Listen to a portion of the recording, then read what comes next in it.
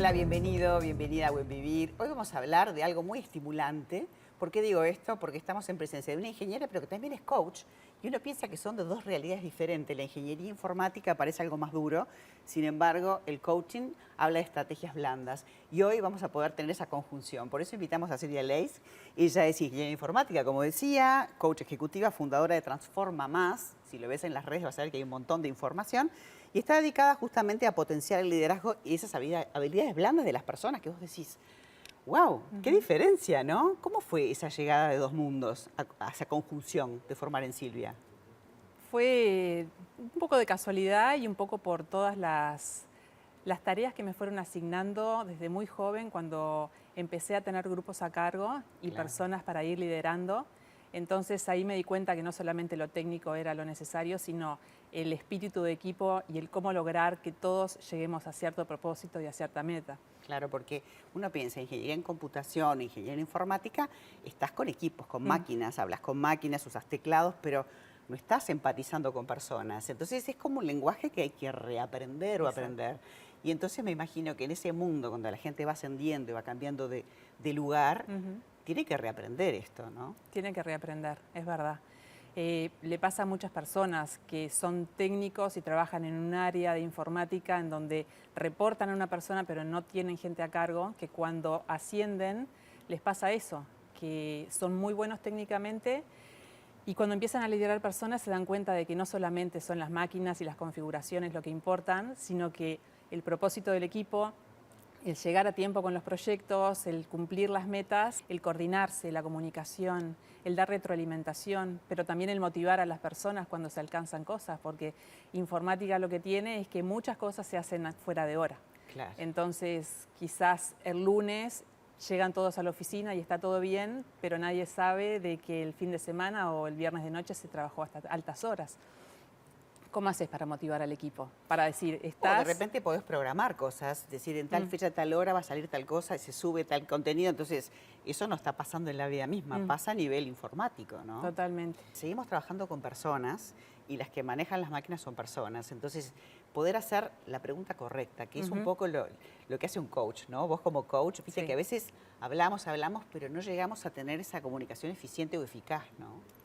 Y en el coaching lo que se hace es a través de las preguntas ayudar a la persona a que reflexione y a quizás buscar otras respuestas y otros caminos que no sean siempre los mismos y que de esa forma llegue siempre a las mismas posiciones o las mismas respuestas. Entonces, ayudando a la persona a reflexionar, se van buscando alternativas. En el coaching se dice que se va ayudando o se va iluminando zonas oscuras de la persona, y no en el mal sentido, sino que capaz que la respuesta siempre existía y al hacer siempre lo mismo vamos a llegar al mismo destino. Claro, las situaciones suceden, los conflictos o los problemas están. Depende de la mirada del observador, ¿no? De cómo tú lo podés resolver. Y esas herramientas a veces no las tenemos. Por eso es importante el diálogo contigo. Y yo le escuchaba en las redes que tenés un montón de testimonios de personas que, muchos hombres, ¿no? Sí. Que les cuesta a veces más eso de comunicar y, como dicen a veces, firmar y confirmar. Darte cuenta que lo que dijiste el otro lo entendió. No el asumir el obvio, las cosas obvias o a veces no es tan obvio para la otra persona, entonces validar de que realmente lo entendió. Y por ejemplo, cuando la gente está en desacuerdo, ¿no? Que a veces le tienen o temor al jefe o se callan la boca porque dicen, ¿y si lo digo? Tanto cuestionamiento. Entonces, yo creo que ayudar a la gente, como haces vos en ese Sí. acompañamiento, a poder empoderarse, a poder encontrar la manera de plantear situaciones incómodas, porque a veces cuando no estás de acuerdo, y bueno, no es tan cómodo, pero capaz que tenés un aporte interesante para dar. Claro. Muchas veces es no ir a la persona, sino ir al hecho.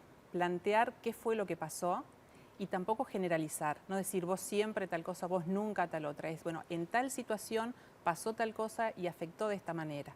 Entonces, permitís que la persona se ubique en el momento, entienda bien de qué es lo que estás hablando y a qué te estás refiriendo, y también le das el impacto, qué fue lo que sucedió y qué fue lo que impactó a la otra persona o a otra... Claro, es que es difícil liderar, no es tan fácil usar las palabras correctas para estimular al otro y para no herir Sí. e inhibir a que la persona sea productiva y diga, bueno, yo me hago lo mínimo indispensable porque acá estoy más cómodo, ¿no? Entonces, eso se tiene que aprender. ¿Y eso cómo lo haces? ¿Haces un coaching así en presencia, lo haces en forma digital, porque hoy te permite la tecnología poder hablar con las personas. Contanos un poquito cómo es el entrenamiento. Las dos formas, o presencial o en forma virtual, a través de Zoom o del aplicativo que sea. Se trabaja con una persona, es un tema individual, y lo que se hace es, se establece un objetivo. Obviamente primero se establece sintonía, conoces a la persona, y en el coaching ejecutivo se trabaja por objetivo, qué es lo que quiere de ese proceso. Entonces a partir de ahí se empieza a trabajar, a ver cuáles son los recursos que tiene, cuáles son posibles trancas que pueda llegar a tener. Claro, es como un FODAS, ¿no? De ver en lo que uno es más fuerte y en lo que a uno le falta. Sí. Y a veces pasa que en las reuniones la gente, al no saber comunicarse, pierde como mucho tiempo y no se llega a nada. Entonces, ese manejo del tiempo también es un temita, ¿no? El manejo del tiempo es muy importante. Las famosas reunionitis, en donde se juntan las personas de un equipo, donde a veces no son las personas necesarias o no están todas las personas claves, o a veces hay de más. ¿Qué es lo que se tiene que alcanzar? Se reúnen, hay que hacer tal cosa, nadie dice quién es el responsable, para cuándo. Entonces las reuniones tienen que tener algo básico, que es el objetivo, los participantes claves, los roles y los responsables. Entonces de esa forma, básicamente con esas cosas, se logra bajar el tiempo de las reuniones y se logra que sean efectivas y no tener que hacer 2, 3, 5 encuentros para lo mismo. Claro, y aparte hay personas que dirán, uy, otra vez yo todo lo que tengo que hacer, y voy a la reunión y pierdo el tiempo, ¿no? Sí. O habrá gente que dirá todo lo contrario, me encanta porque así puedo intercambiar y preguntar. Claro. Pero es difícil ensamblar equipos, y ensamblar equipos no desde abajo, desde arriba, que es lo que vos estás enseñando a hacerle a la gente, ¿no?